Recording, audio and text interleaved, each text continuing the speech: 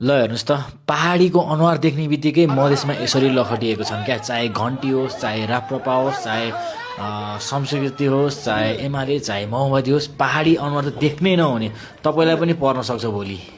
यो माधरचोदलाई हेरेपछि त म बेग्लै परेशान छु रे। माधरचोद यसको रन्टीको छोरो, तेरो बुद्धि सोच कहिले आउँछ रे माधरचोद? त्यहाँ पहाडी मधेसीको झगडा भएको होइन, त्यहाँ कुनै पार्टीको झगडा भएको होइन, तिमीहरूले दिएको अभिव्यक्तिको झगडा भएको हो रे मुजी।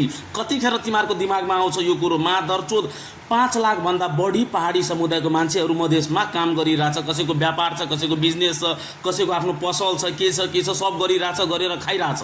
आजसम्म कसैले केही भनेको छैन माथ चिक्नी। तिमीहरूको सोच मुजी सुधार माधरचोद। तिमीहरूको बाउने मुजी पागल माथ चिक्नी।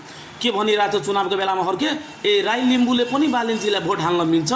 त्यस्तो सोच भएको कुकुरबाट यस्तै कुकुरहरू त जन्मिन्छ नि माथ चिक्नी। सोच सुधार। यस्तो कुरो मधेसमा आएर गरिस् भने त माथ चिक्नी काटिदिन्छु तँलाई त।